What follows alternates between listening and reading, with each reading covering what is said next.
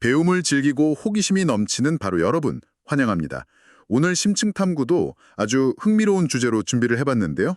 네, 오늘 다룰 내용이 일상적이면서도 사실 아주 파격적인 시각을 담고 있죠. 맞아요. 그 잡초 하나 없이 깔끔하게 깎인 잔디밭이나 각 잡힌 생울타니. 네네, 보기엔 참 좋잖아요. 그렇죠. 벌레 먹은 자국 하나 없는 매끈한 나뭇잎들.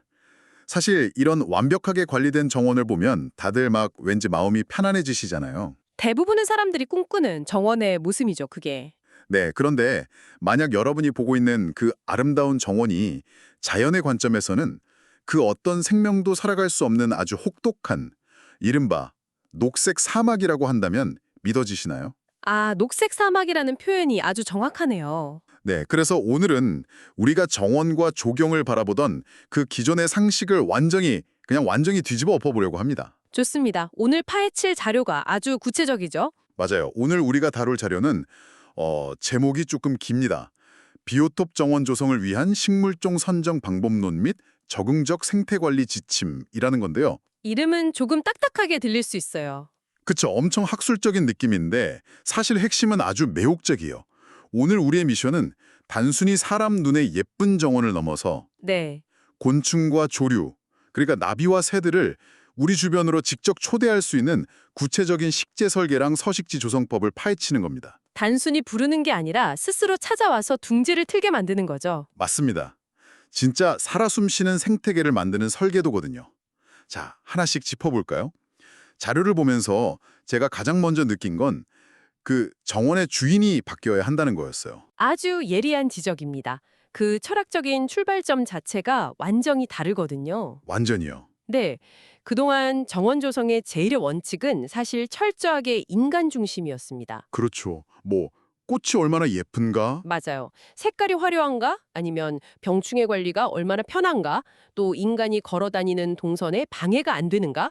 이런 게 기준이었죠. 철저히 사람 기준이네요. 그런데 이 자료는 정원을 생태중심주의 관점에서 아예 다시 정의합니다. 콘크리트랑 아스팔트로 뒤덮인 삭막한 도시 환경 속에서 네네. 정원은 파편화된 자연을 이어주고 쫓겨난 자생 동식물들에게 최후의 안전한 피난처를 제공해야 한다는 겁니다. 아, 그걸 자료에서는 레푸지아라고 부르더라고요. 맞습니다. 레푸지아. 즉, 인간을 위한 야외 전시장이 아니라 야생 생물들을 위한 생명 연장 장치로 봐야 한다는 아주 중요한 패러다임의 전환이죠. 인간의 시각적인 즐거움은 부차적인 거고 곤충과 새들의 생존이 최우선이 되어야 한다는 거네요. 네, 그게 핵심입니다. 그렇다면 당장 궁금해집니다. 내 정원에 혹은 내가 관리하는 건물 옥상에 예쁜 새들이 날아와 살게 하려면 뭘 어떻게 해야 할까요? 아, 실질적인 방법론이죠. 네, 그냥 튼튼한 나무 몇 그루 툭 심어두고 가지에 새집이나 먹이통 같은 거 예쁜 거 매달아두면 알아서 찾아오지 않나요? 흔히들 그렇게 생각하시죠. 주변 공원만 가봐도 그 평평한 잔디밭에 큰 나무 몇 그루만 덩그러니 있는데도 새들이 막 날아다니잖아요. 사실 그런 평면적인 공원은 새들한테는 머물고 싶은 집이라기보다는 잠깐 들르는 휴게소에 불과합니다. 휴게소요? 잠깐 쉬다 가는 곳? 네. 새들이 실제로 거기서 번식을 하고 정착을 하려면 평면이 아니라 고도로 복잡한 3차원적 다층 식생 구조가 필수적입니다. 3차원이요?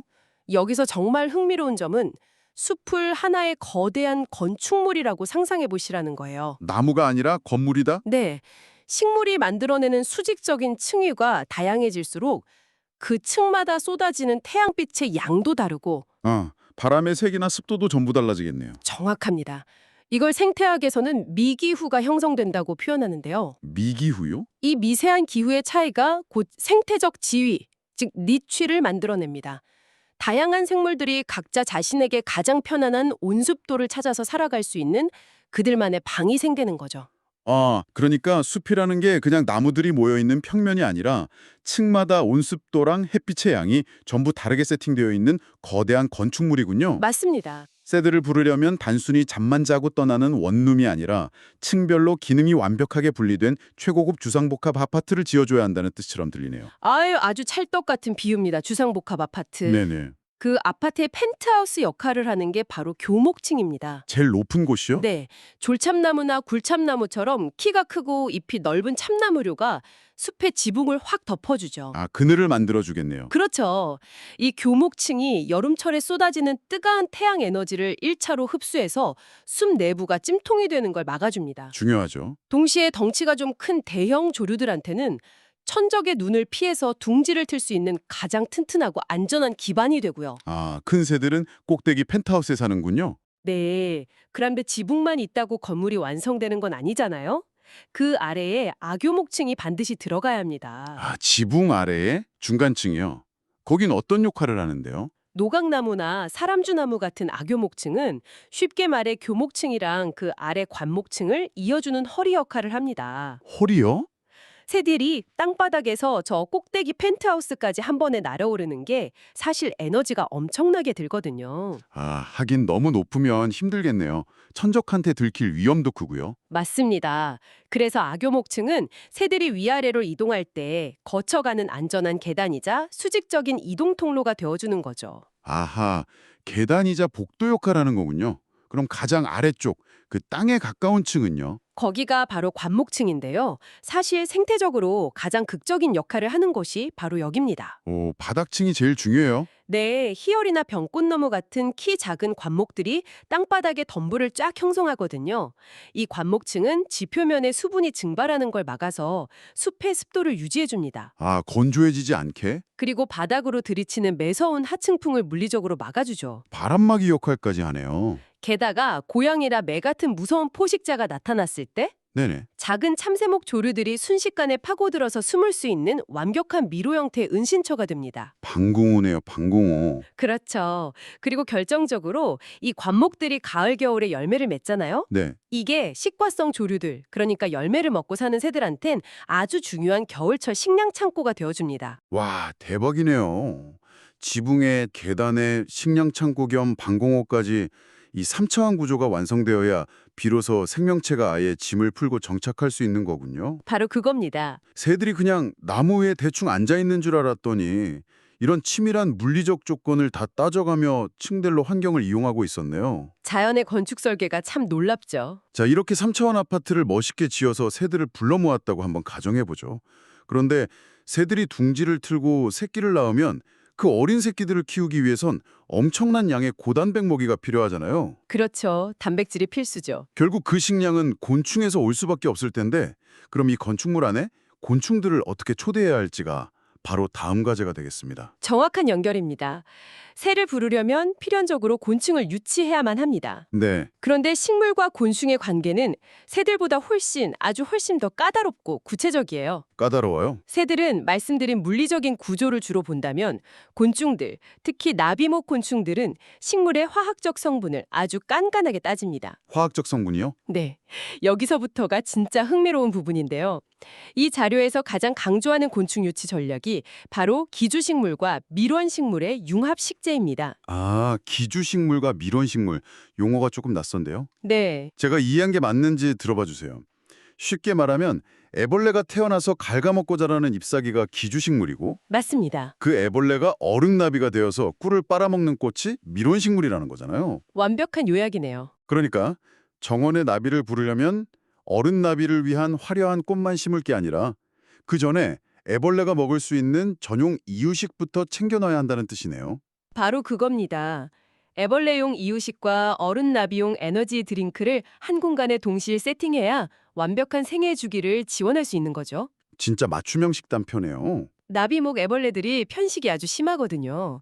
진화적으로 자신들의 소화기관에 맞는 딱 특정 식물만 먹습니다. 아무 잎이나 먹는 게 아니군요. 네, 예를 들어서 많은 분들이 정원에서 보고 싶어하는 크고 우아한 호랑나비과 아, 호랑나비 예쁘죠. 이 호랑나비를 유치하려면 산초나무가 최고의 선택입니다. 산초나무요? 추어탕에 넣는 그 산초요? 네, 그 산초 맞습니다.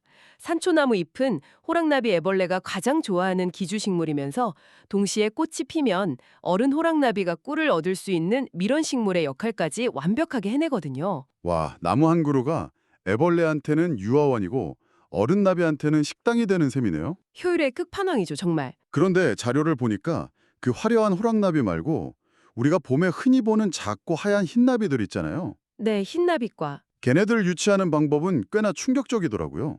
예쁜 꽃나무를 심으라는 게 아니라 잔디밭에 돋아나는 민들레나 냉이 같은 잡초를 뽑지 말고 그냥 두라면서요. 아, 그 부분 보셨군요. 네, 자료에서는 이걸 관리된 무질서라고 거창하게 부르던데 사실 우리 인간의 눈에는 그냥 게을려서 방치한 잡초밭 아닌가요?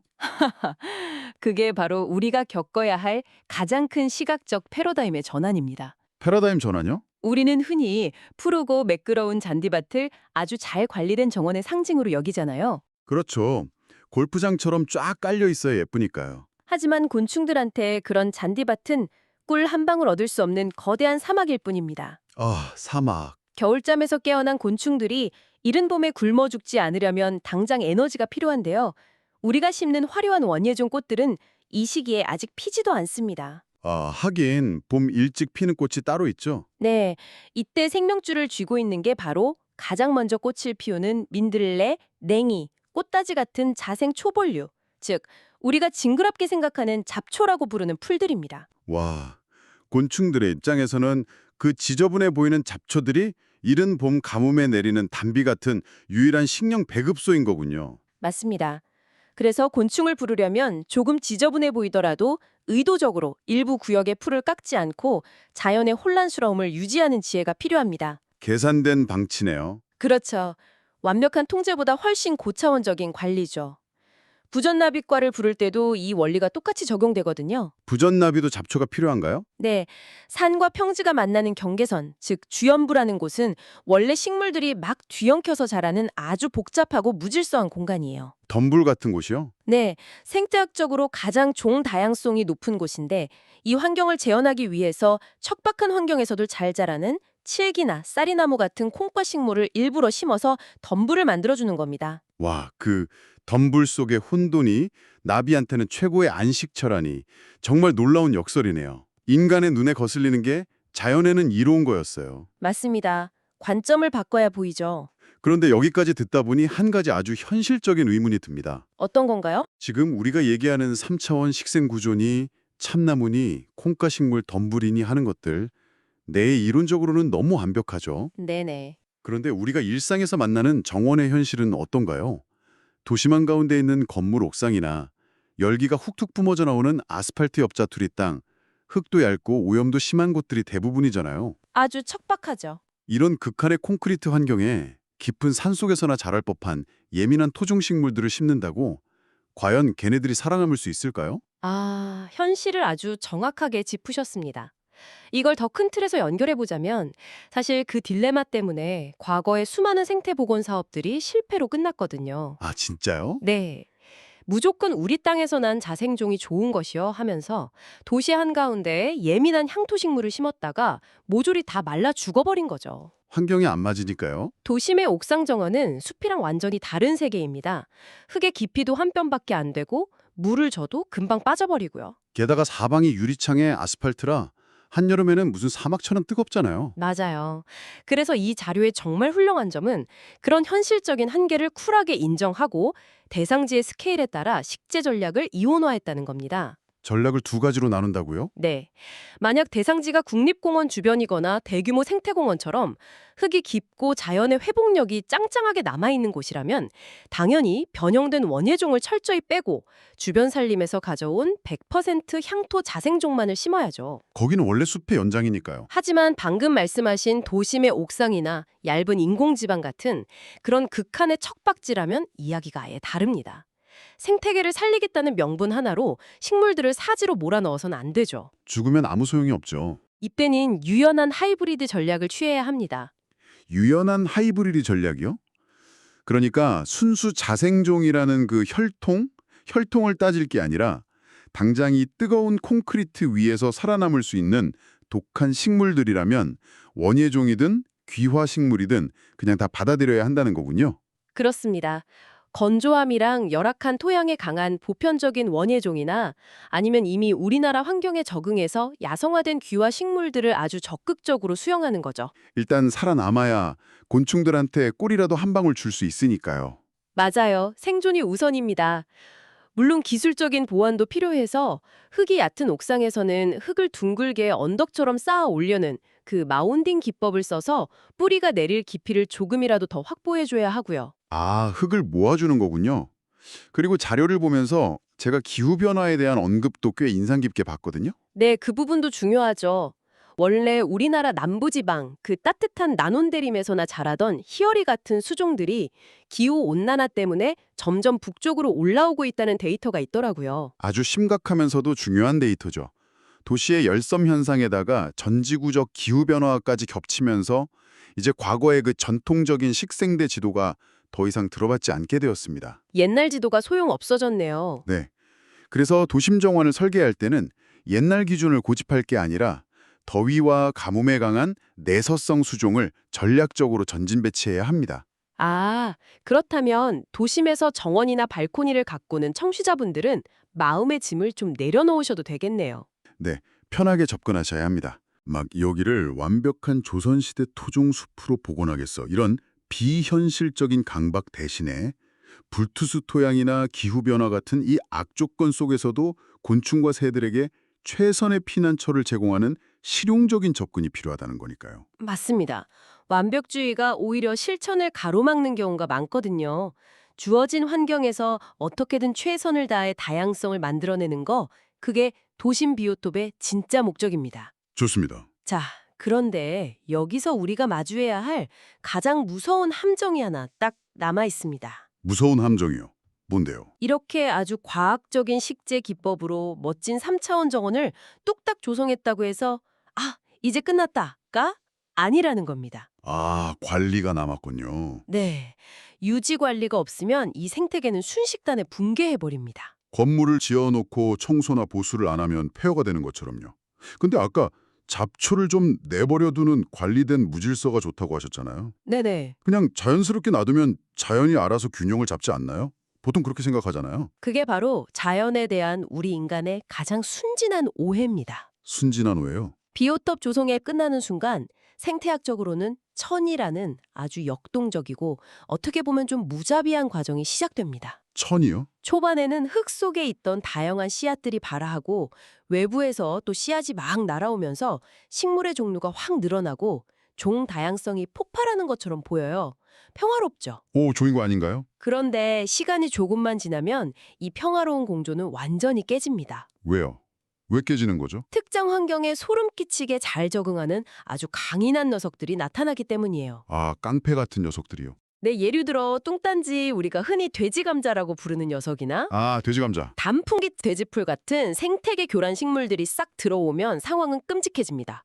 이 녀석들은 성장 속도가 너무 빨라서 다른 식물들이 자랄 틈도 안 주고 빛을 완전히 차단해버리거든요. 햇빛을 혼자 다 독차지하는 거군요. 네, 그럼 결국 우리가 세심하게 층을 나누어서 심어둔 다양한 관목이랑 초벌류들이 햇빛을 못 봐서 모조리 굶어 죽게 됩니다. 헐. 결과적으로 다양한 생물이 어우러져 살던 정원이 단 한두 종의 잡초만 무성한 단일 우점군락으로 퇴행해버리는 거죠. 와, 곤충을 위해서 민들레나 냉이를 남겨두는 건 생명을 살리는 무질서지만 번식력이 미친 듯이 강한 외래작초들을 방치하는 건 생태계 전체의 숨통을 끊어버리는 독재군요. 정확합니다. 독재를 막아야죠. 그래서 관리자는 이 생태계를 끊임없이 관찰해야만 합니다. 생태계 교란 식물이나 물의 표면을 꽉 덮어버리는 물욕귀 바늘 같은 종들이 보이면 네, 주저없이 정말 자비 없이 뽑아서 폐기해야 합니다. 무조건 뽑아야 되는군요. 그리고 토종 곤충들을 닥치는 대로 잡아먹는 등검은 말벌료 같은 위해 외래 동물이 나타나면 철저하게 표적 방제를 해야 하고요. 걔네들 진짜 꿀벌 다 잡아먹잖아요. 맞아요. 그리고 교란종이 아니더라도 특정 자생풀이 막 너무 번식해서 다른 식물들의 자리를 뺏기 시작하면 씨앗이 맺히기 전에 인위적으로 확 베어내서 세력을 약화시켜줘야 합니다. 아, 속가내기도 해야 하는군요. 인간의 적절한 개입, 즉 교란이 숲의 균형을 오히려 유지해주는 거죠. 이것이 바로 이 자료의 핵심 철학인 적응적 생태관리입니다. 자, 그럼 이게 다 무슨 의미일까요? 자연을 위한다고 무작정 가만히 방치하는 게 아니라 속가낼 건 속가내고 차단할 건 차단하는 아주 적극적인 개입이 필수라는 거네요. 그렇습니다. 끊임없는 피드백이 필요하죠. 그런데 이 자료의 세부 지침을 읽어보면 인간이 반대로 적극적으로 아무것도 하지 말아야 할 시기도 아주 명확하게 못 박아두고 있더라고요. 아, 그 시기 보셨군요. 네, 바로 4월부터 6월까지의 봄철인데요. 이때는 물리적인 제초 작업이나 소음 발생을 절대적으로 최소화하라고 엄청 강조하던데 왜 그런 거죠? 그 시기가 왜 중요한지 대충 짐작이 가시지 않나요? 아, 새들이 알을 낳고 새끼를 키우는 번식기, 그러니까 육축이잖아요. 정확합니다. 봄이 왔다고 막 신나서 정원을 예쁘게 단장하겠다고 요란하게 예초기를 막 돌리고 가지치기를 하는 그 인간의 부지런함이 네, 둥지 속에서 덜덜 떨고 있는 어린 새들이나 알을 품고 있는 어미새한테는 생존을 위협하는 엄청난 공포이자 폭력이 된다는 거군요. 맞습니다. 인간의 스케줄이 아니라 자연의 스케줄에 우리를 맞춰야 한다는 의미예요. 정원을 아름답게 유지하는 것도 좋지만 그렇죠. 새로운 생명이 태어나는 그 아주 민감한 시기만큼은 잠시 인간의 욕심을 내려놓고 침묵으로 배려를 해야 합니다. 아, 새들이 무사히 새끼를 키워낼 수 있도록 봄철 두어 달 동안은 정원 입구에 그 방해 금지 모드 팻말을 딱 걸어두고 조용히 기다려주는 여유? 네, 방해 금지. 이것이야말로 진짜 진정한 생태 중심의 정원 관리라는 생각이 딱 드네요. 자, 오늘 우리가 함께 파헤쳐본 이 밀도 높은 지침서의 내용들 여러분 정말 흥미롭지 않았나요? 저도 이야기 나누면서 참 즐거웠습니다. 평평한 잔디밭 대신에 다양한 미기호를 품은 3차원 주상복합 숲을 짓고요. 네. 까다로운 애벌레와 나비 모두를 만족시키는 맞춤형 식탁을 차려주는 거. 네. 그리고 척박한 도심의 열기 속에서는 생존을 최우선으로 하는 아주 유연한 식재 전력을 발휘하는 법. 나아가서 생태계의 균형을 위해 과감하게 잡초를 솎아내면서도 새들의 산란기에는 숨죽여 기다릴 줄 아는 그 적응적 관리의 지혜까지. 완벽한 정리네요. 우리는 단순히 뭐 나무 심는 법을 배운 게 아니라 거대하고 복잡한 생태계라는 시계의 톱니바퀴가 어떻게 맞물려 돌아가는지를 들여다본 셈입니다. 맞습니다. 비오톱 정원은 콘크리트로 지어 올리고 끝나는 그런 죽은 건물이 아니에요. 살아있죠. 네, 식물이 번식하고 서로 막 경쟁하고 외부의 기후 변화에 반응하면서 끊임없이 다음 단계로 천위해 나가는 살아있는 동적 개방계입니다. 동적 개방계. 그렇기 때문에 초기에 잘 세운 과학적인 설계도 물론 중요하지만 자연의 변화 속도에 맞춰서 우리가 얼마나 기민하게 대응하느냐, 그 태도가 이 생태계의 성패를 가리게 될 겁니다. 오늘 이 깊은 이야기를 나누고 나니까 여러분이 매일 걷는 거리의 작은 화단이나 공원의 나무 한 그루가 예전과는 뭐 전혀 다르게 보이실 거라 저는 확신합니다. 아는 만큼 보이니까요. 마지막으로 여러분께 한 가지 즐거운 상상을 권해드리고 싶습니다. 오늘 당장 여러분의 발코니에 놓아둔 작은 화분 하나, 혹은 마당 한 구석에 심은 산초나무 한 그루가 아스팔트 바다에 떠있는 고립된 섬들을 연결해주는 생태적 징검다리가 된다고 한번 상상해보세요. 오, 징검다리요? 만약 여러분이, 그리고 여러분의 이웃이, 또 그 이웃의 이웃이 그렇게 곤충과 새를 부르는 작은 비오톱을 하나씩 켜켜이 쌓아 올린다면 어떻게 될까요? 엄청난 변화가 오겠죠. 삭막하고 숨막히던 콘크리트 도시는 어느새 수많은 생명이 오가는 우리 눈에만 보이지 않는 거대한 숲의 네트워크로 다시 태어날 것입니다. 오늘 여러분이 심을 식물 하나가 과연 어떤 생명의 길을 열어줄지 꼭 기대해 보시길 바랍니다. 네, 아주 멋진 상상이네요.